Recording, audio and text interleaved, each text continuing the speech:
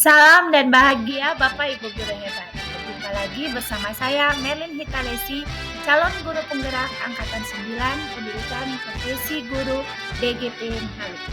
Dalam koneksi antar materi modul 3.1, pengambilan keputusan berdasarkan nilai-nilai kebajikan sebagai pemimpin.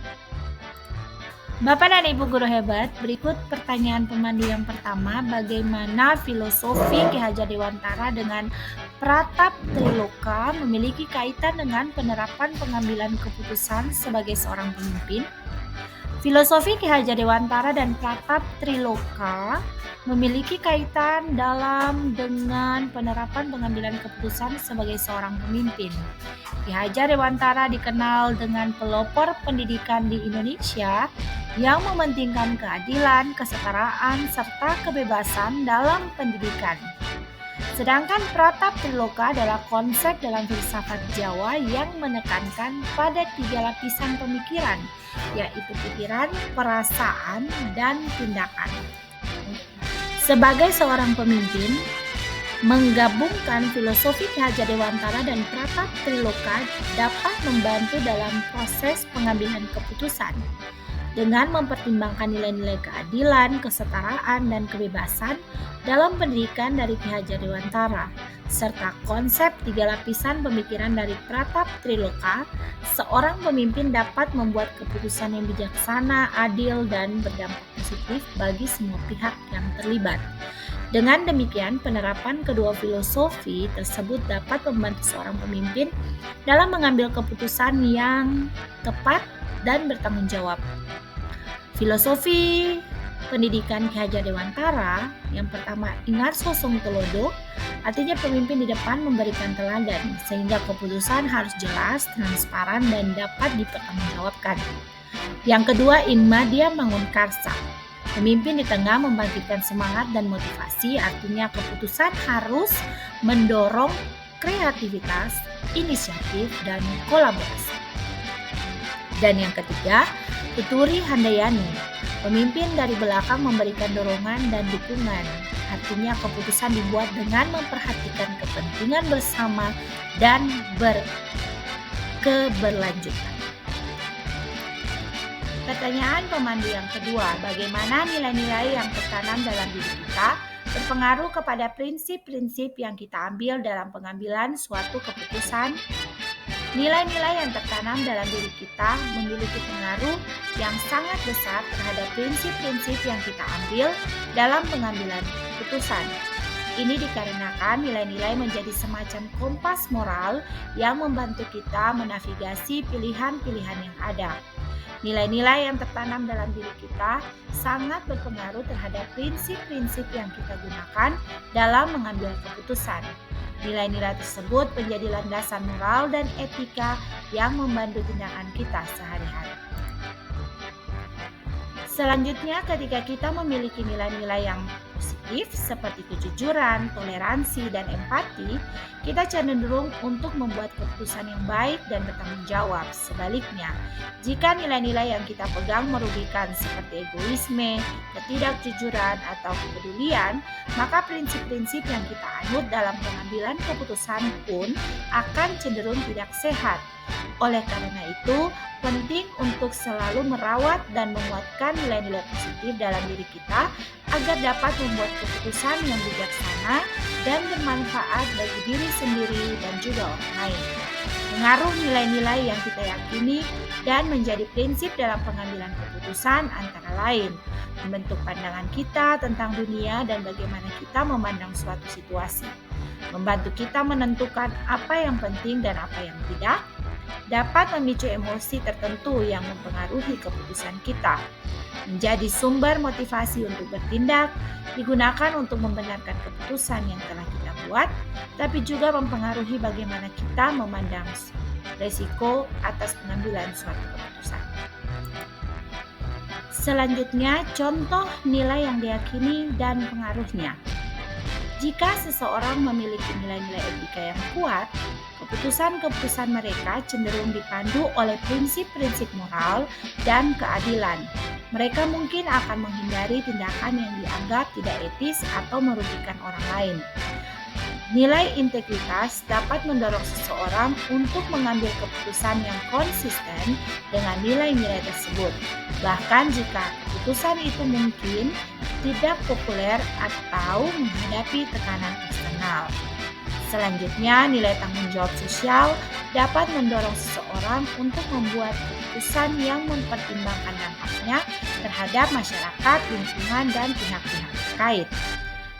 Nilai keadilan dapat mempengaruhi prinsip-prinsip dalam pengambilan keputusan dengan memastikan bahwa keputusan yang diambil adalah adil dan merata untuk semua pihak yang terlibat. Nilai kejujuran dapat mempengaruhi pengambilan keputusan agar sesuai dengan norma maupun peraturan yang berlaku, tidak memihak pada siapapun. Pertanyaan pemandu yang berikutnya, bagaimana materi pengambilan keputusan berkaitan dengan kegiatan coaching atau bimbingan yang diberikan pendamping atau fasilitator dalam perjalanan proses pembelajaran kita, terutama dalam pengujian pengambilan keputusan yang telah kita ambil? Apakah pengambilan keputusan tersebut telah efektif? Masih adakah pertanyaan-pertanyaan dalam diri kita atas pengambilan keputusan tersebut? Hal-hal ini tentunya bisa dibantu oleh sesi coaching yang telah dibahas pada proses sebelumnya. Bapak Ibu guru hebat, materi pengambilan keputusan erat kaitannya dengan kegiatan coaching yang diberikan pendamping atau fasilitator dalam proses pembelajaran. Coaching membantu individu menguji, mengevaluasi, dan meningkatkan efektivitas pengambilan keputusan mereka. Melalui sesi coaching, kita dapat mengakses pandangan eksternal yang dapat membantu coachee melihat keputusan mereka dari sudut pandang yang berbeda. Hal ini dapat membantu mengidentifikasi aspek-aspek yang mungkin terlewat atau pertanyaan-pertanyaan yang belum terjawab, sehingga peserta dapat terus memperbaiki dan mengoptimalkan proses pengambilan keputusan mereka. Berikutnya, kaitan coaching dengan pengambilan keputusan. Melalui sesi coaching dapat mengembangkan dan meningkatkan keterampilan pengambilan keputusan. Ini bisa melibatkan pembahasan tentang pendekatan yang lebih sistematis, evaluasi risiko yang lebih baik, atau pengenalan informasi yang mungkin terlewat dalam pengambilan keputusan sebelumnya. Coaching dapat membantu membangun kepercayaan diri dalam pengambilan keputusan. Fasilitator dapat memberikan dukungan positif dan memberikan umpan balik yang instruktif, membantu coachee merasa lebih percaya diri dengan keputusan yang diambil. Melalui coaching dapat memberikan ruang untuk eksplorasi keraguan, kekhawatiran, dan pertanyaan tanpa penilaian. Sesuai dengan konsep coaching, fasilitator dapat memberikan pertanyaan yang memantapkan pemahaman diri dan alasan dibalik keputusan yang diambil. Ini membantu peserta memahami lebih dalam proses pengambilan keputusan mereka. Nah, coaching juga membantu individu mengidentifikasi konsekuensi positif dan negatif dari keputusan dan bagaimana hal tersebut mempengaruhi diri sendiri dan orang lain. Pertanyaan pemandu berikutnya, bagaimana kemampuan guru dalam mengelola dan menyadari aspek sosial emosional akan berpengaruh terhadap pengambilan suatu keputusan, khususnya masalah dilema etika? Kemampuan guru dalam mengelola dan menyadari aspek sosial emosionalnya sangatlah penting dalam pengambilan keputusan, terutama ketika menghadapi dilema etika. Guru yang memiliki kecerdasan sosial dan emosional yang lebih kuat siap untuk menghadapi permasalahan moral yang kompleks dalam konteks pendidikan. Dengan memahami dan mengelola aspek-aspek sosial emosionalnya, seorang guru dapat lebih efektif dalam memahami konteks keputusan etika, merespons secara bijaksana terhadap masalah yang muncul, dan menjaga hubungan yang positif dengan semua pihak yang terlibat. Hal ini penting dalam menciptakan lingkungan pendidikan yang etis dan mendukung pertumbuhan siswa secara holistik. Pengaruh KSE dalam pengambilan keputusan. Yang pertama, kesadaran diri membantu kita memahami emosi, nilai, dan bias diri. Selain itu, kesadaran diri membantu kita untuk mengidentifikasi bagaimana perasaan dan nilai seseorang mempengaruhi proses pengambilan keputusan. Pengambilan keputusan dalam kondisi kesadaran yang baik dapat memampukan kita untuk memisahkan emosi pribadi dari situasi profesional. Yang kedua, tentang manajemen diri. Dalam pengambilan suatu keputusan, manajemen diri yang baik membantu kita untuk mengelola emosi dan stres dengan cara yang sehat, tetapi tetap tenang dan fokus pada kasus yang dihadapi. Selain itu, dengan manajemen diri yang baik, kita dapat mengambil waktu untuk mempertimbangkan keputusan dan dapat menunda reaksi impulsif atau pengambilan keputusan tanpa memikirkan akibat yang dilakukan secara berulang-ulang. Ya, tentang kesadaran sosial memampukan kita untuk memahami perspektif atau pandangan orang lain dalam kasus yang ditemui, dan juga kita dapat memahami perasaan orang lain. Selanjutnya, kesadaran diri juga dapat membuat kita berempati dengan orang lain. Dalam hal ini, semua orang yang terlibat dalam kasus yang dialami. Orang dengan kesadaran diri yang baik dapat memampukan dirinya untuk menyadari keputusan yang diambil terhadap orang lain. Selanjutnya, keterampilan berkolaborasi. Memiliki keterampilan berkolaborasi memampukan kita untuk berkomunikasi secara efektif dengan semua pihak yang terlibat, mampu mendengarkan dengan penuh perhatian atas semua penyampaian informasi dari pihak lain, serta memampukan kita untuk membangun kepercayaan. Keterampilan berkolaborasi juga memampukan kita untuk menegosiasikan solusi yang adil dan diterima di semua pihak, sehingga tidak terjadi kesalahpahaman di antara kita dan pihak lain. Berikutnya, pengambilan keputusan yang bertanggung jawab membuat kita dapat mempertimbangkan semua konsekuensi dan dampak dari pilihan atau keputusan yang diambil. Selanjutnya, kita dapat menimbang nilai-nilai kebajikan yang menjadi keyakinan diri serta prinsip-prinsip etika yang relevan. Menggunakan 4 paradigma, 3 prinsip, dan 9 langkah pengujian pengambilan keputusan, sehingga keputusan yang diambil adalah keputusan yang bertanggung jawab. Selain itu, menjadi penting untuk dapat memilih tindakan yang terbaik bagi semua pihak. Guru yang memiliki kemampuan sosial emosional yang kuat lebih siap untuk menghadapi dilema etika dengan cara yang profesional dan etis. Kemampuan ini dapat membantu mereka membuat keputusan yang adil dan bertanggung jawab yang terbaik untuk semua pihak yang terlibat. Pertanyaan pemandu yang berikutnya, bagaimana pembahasan studi kasus yang fokus pada masalah moral atau etika kembali kepada nilai-nilai yang dianut seorang pendidik?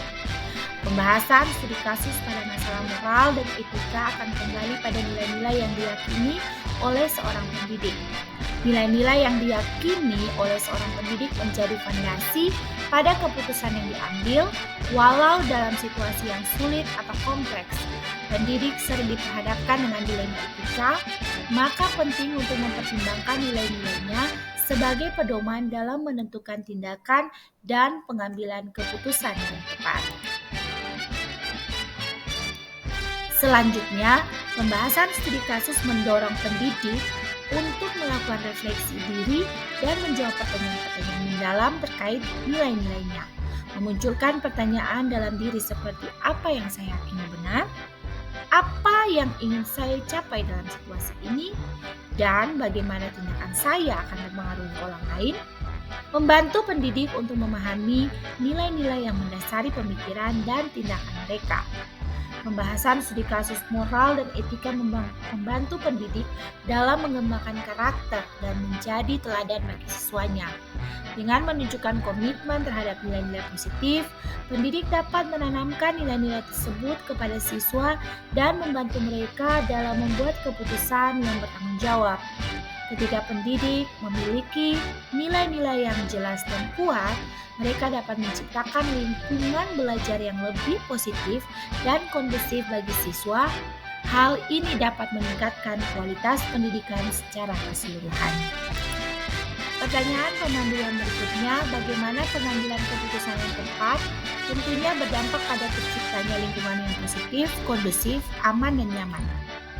Bapak Ibu guru hebat, memastikan pengambilan keputusan yang tepat dapat membantu menciptakan lingkungan kerja yang positif.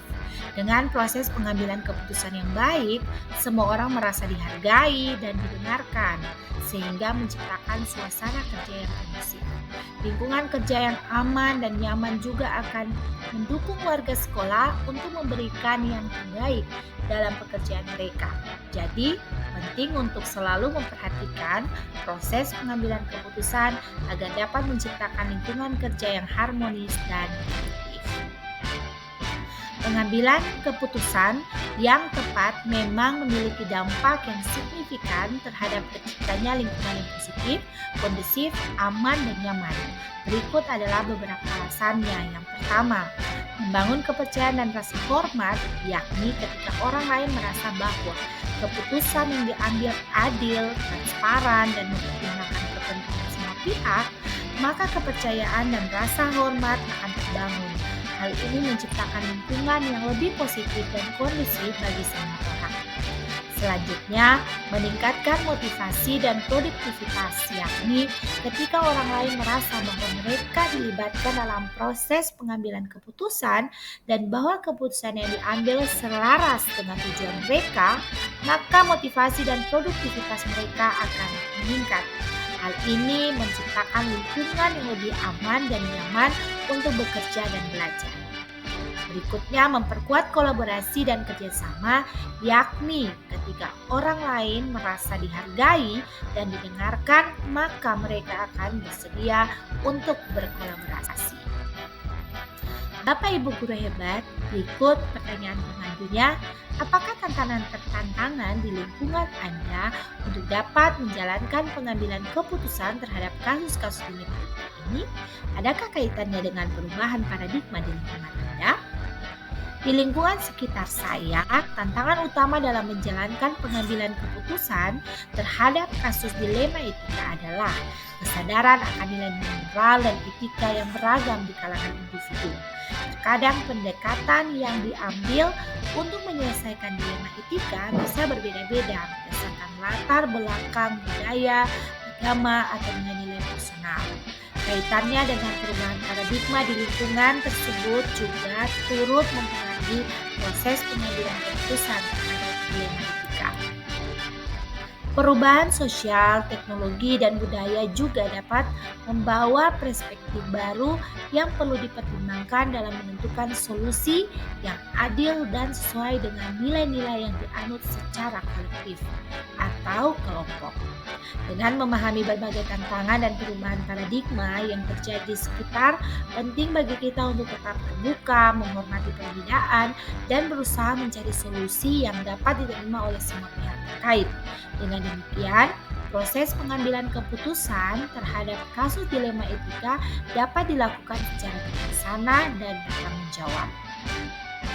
Tantangan besar dalam pengambilan keputusan etika di lingkungan yang mengalami perubahan paradigma adalah penolakan terhadap perubahan tersebut.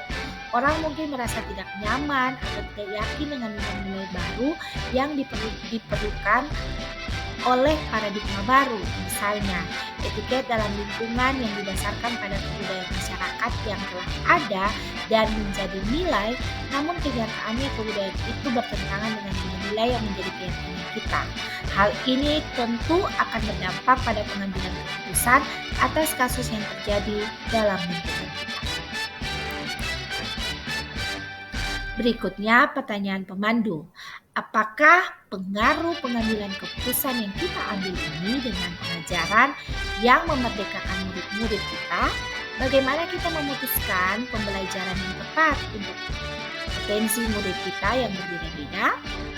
Bapak Ibu guru hebat, pengambilan keputusan yang memerdekakan melibatkan personalisasi pembelajaran untuk memenuhi kebutuhan dan gaya belajar yang berbeda-beda. Guru perlu memutuskan metode pembelajaran, materi, dan penilaian yang sesuai dengan karakteristik unik dari setiap murid. Guru memerdekakan murid akan membuat keputusan terkait fleksibilitas kurikulum. Ini menyangkut kemampuan untuk menyesuaikan materi pembelajaran, metode pengajaran, dan penilaian berdasarkan tingkat pemahaman dan minat individu.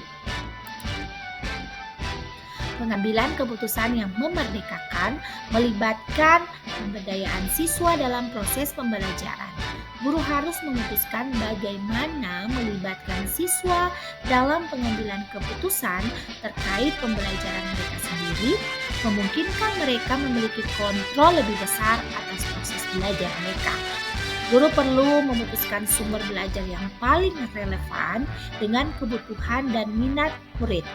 Ini mencakup penggunaan bahan ajar yang bervariasi, termasuk literatur, video, dan sumber belajar lainnya yang dapat memotivasi dan menarik perhatian beragam siswa.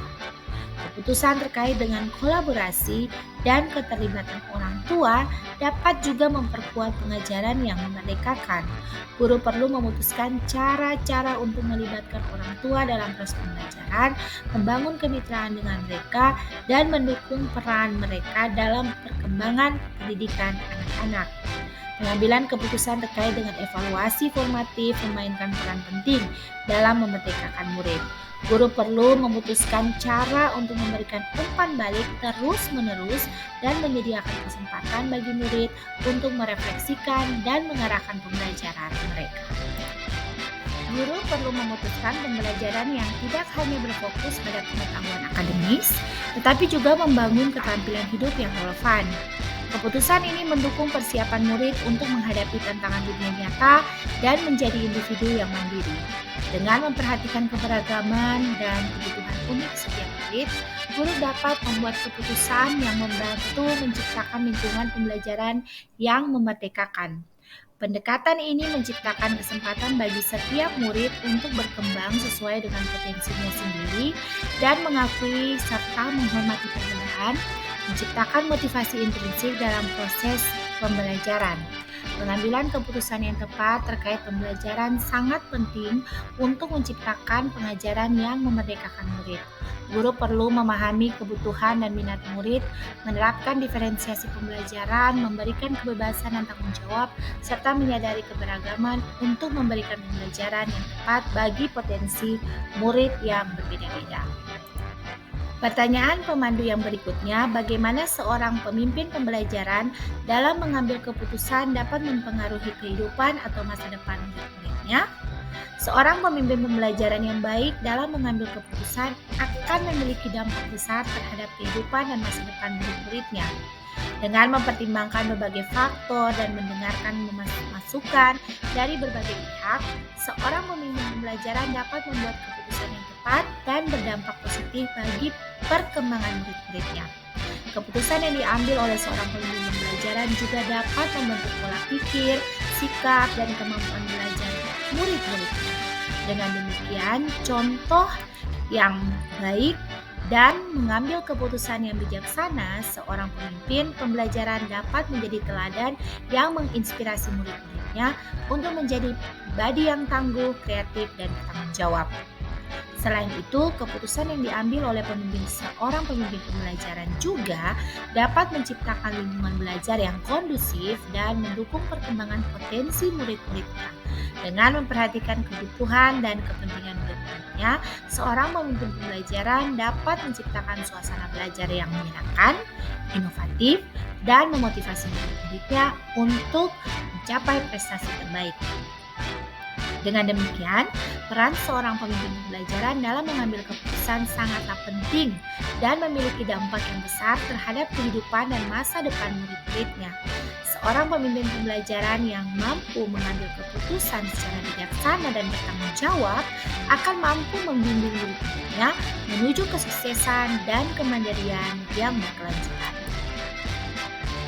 Pertanyaan pemandu yang berikutnya. Apakah kesimpulan akhir yang dapat Anda tarik dari pembelajaran modul materi ini dan keterkaitannya dengan modul-modul sebelumnya? Bapak Ibu guru hebat, pemimpin yang berdasarkan nilai-nilai kebajikan seperti berpihak pada murid, adil, bertanggung jawab, berintegritas, dan bijaksana akan menghasilkan keputusan yang bermanfaat bagi semua pihak. Hal ini sejalan dengan filosofi Ki Hajar Dewantara yang menekankan pada kemerdekaan belajar dan pengembangan kodrat anak. Guru penggerak yang berlandas nilai-nilai kebajikan seperti berpihak pada murid, adil, bertanggung jawab, berintegritas, bijaksana. Guru penggerak yang berlandaskan nilai-nilai kebajikan akan menghasilkan keputusan yang mendukung pencapaian visi. Hal ini sejalan dengan visi guru penggerak untuk mewujudkan pendidikan yang berpihak pada murid. Pengambilan keputusan berbasis kebajikan mendukung budaya positif. Keputusan yang berlandaskan nilai-nilai kebajikan konsisten dengan hal-hal budaya positif. Hal ini menciptakan kepercayaan dan rasa hormat antara pemimpin dan anggota komunitas sekolah. Nilai-nilai kebajikan berpihak pada murid, adil, bertanggung jawab, berintegritas, dan bijaksana menjadi landasan dalam menciptakan pembelajaran yang berbasis pada murid. Pembelajaran ini mengutamakan kebutuhan dan kepentingan murid dalam proses belajar mengajar.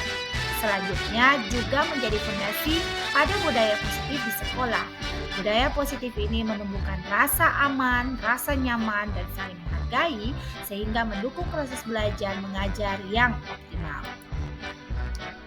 Pengambilan keputusan berdasarkan nilai-nilai kebajikan adalah strategi yang efektif untuk mewujudkan pembelajaran yang berpihak pada murid. Pembelajaran ini menciptakan lingkungan belajar yang aman, nyaman, dan inklusif, sehingga setiap murid dapat belajar dan berkembang dengan optimal. Nilai-nilai kebajikan juga dapat membantu murid untuk mengembangkan keterampilan PSE. Keterampilan ini meliputi kesadaran diri, pengolahan diri, kesadaran sosial, hubungan sosial, dan pengambilan keputusan yang bertanggung jawab.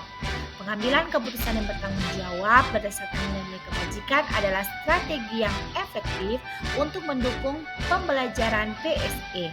Pembelajaran ini membantu murid untuk mengembangkan keterampilan yang mereka butuhkan untuk menjadi individu yang sukses dan bertanggung jawab. Pengambilan keputusan berdasarkan nilai-nilai kebajikan juga merupakan strategi yang efektif untuk meningkatkan efektivitas coaching. Coaching yang berlandaskan nilai-nilai kebajikan membantu coaching untuk meningkatkan kesadaran diri, mengembangkan keterampilan, dan mencapai tujuan mereka. Pertanyaan pemandu selanjutnya, sejauh mana pemahaman Anda tentang konsep-konsep yang telah Anda pelajari di modul ini, yaitu dilema etika dan bujukan moral, 4 paradigma pengambilan keputusan, 3 prinsip pengambilan keputusan, dan 9 langkah pengambilan dan pengujian keputusan. Adakah hal-hal yang menurut Anda di luar dugaan? Bapak Ibu guru hebat, dilema etika adalah situasi yang dihadapi seseorang ketika harus memilih antara dua pilihan yang secara moral benar, tapi juga saling bertentangan. Dilema ini seringkali tidak memiliki solusi yang mudah dan ideal, dan pilihan yang diambil dapat memiliki konsekuensi negatif pada pihak-pihak tertentu.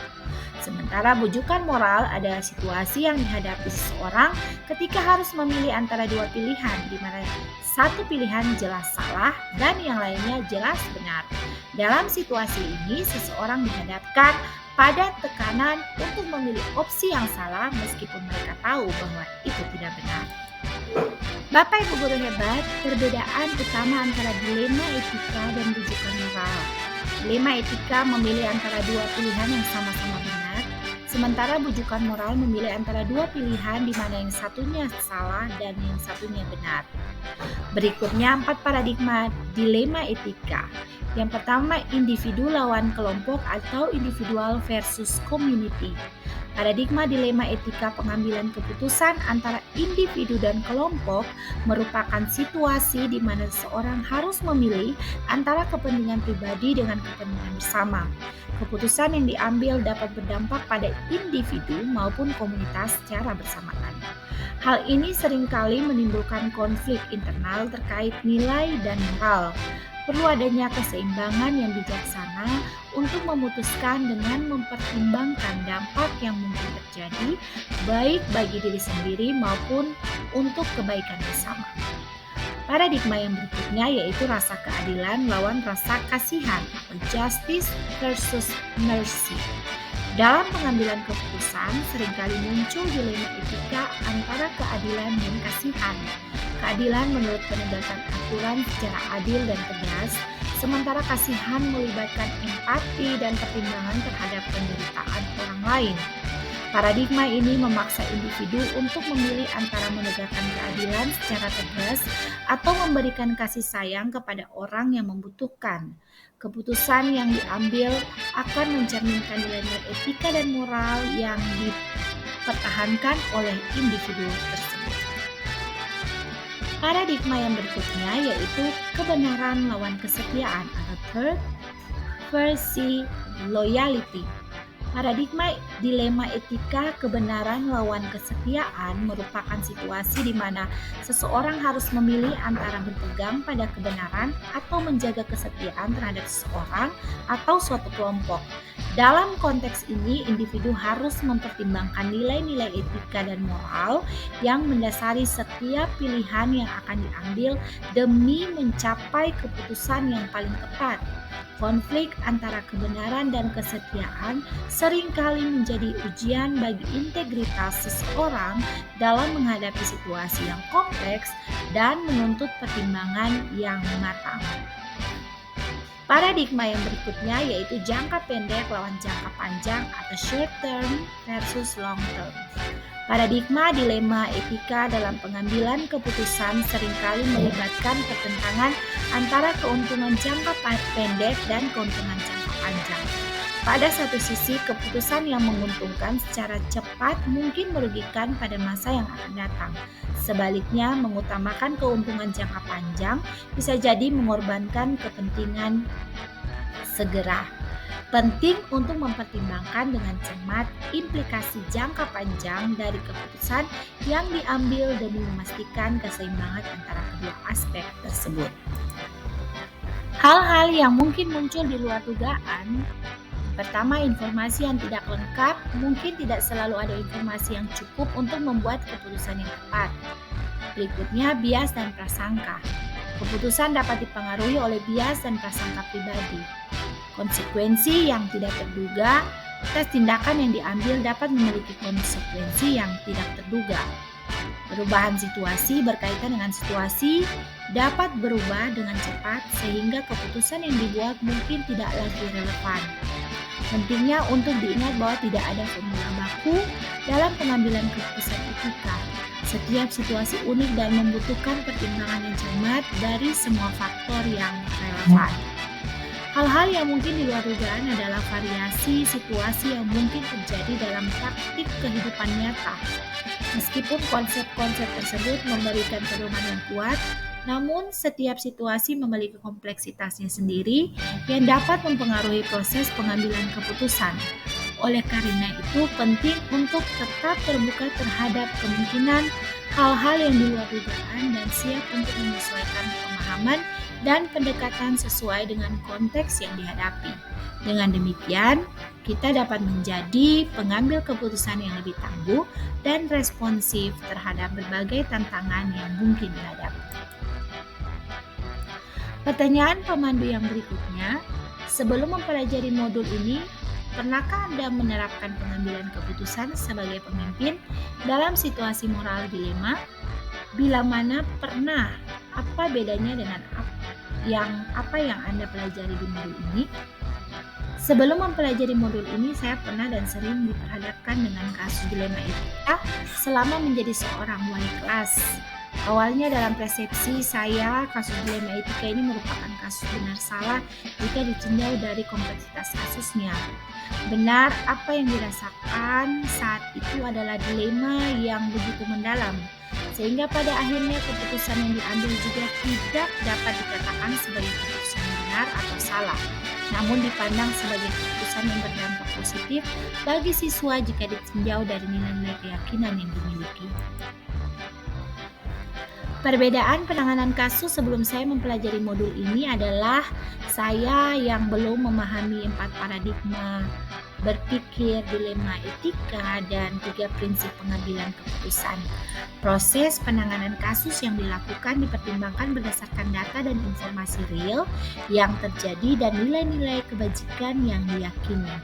Sebelum mempelajari modul ini, pengambilan keputusan yang saya lakukan dalam situasi moral dilema etika lebih didasarkan pada intuisi dan pengalaman pribadi. Saya tidak memiliki kerangka kerja yang sistematis untuk membantu saya menganalisis situasi dan membuat pilihan yang tepat.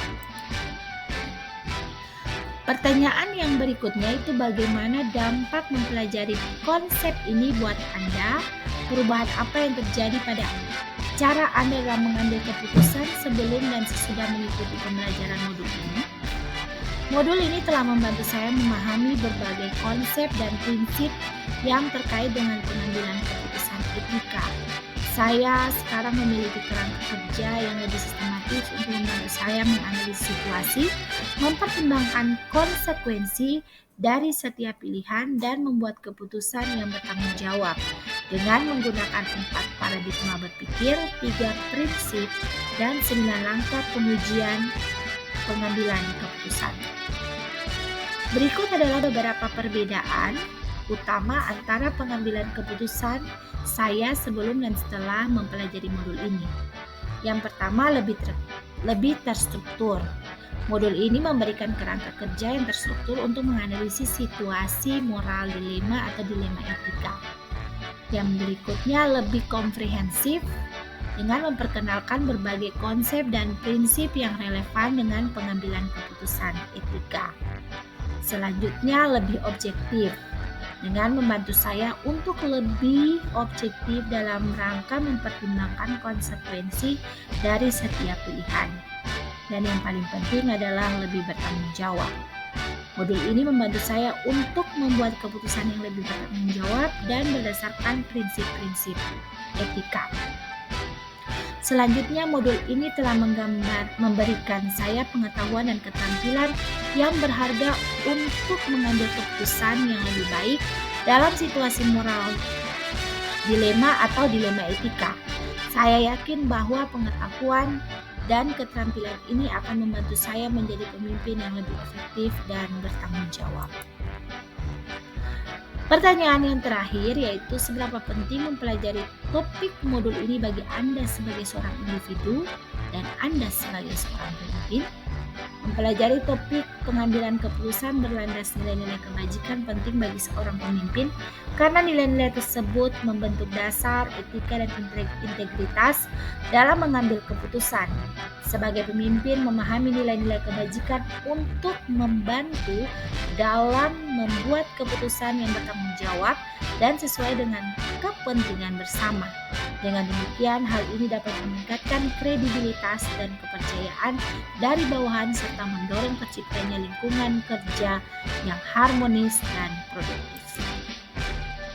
Bapak Ibu guru hebat, demikianlah presentasi saya mengenai koneksi antar materi modul 3.1, pengambilan keputusan berdasarkan nilai-nilai kebajikan sebagai pemimpin. Semoga bermanfaat. Terima kasih. Salam guru penggerak.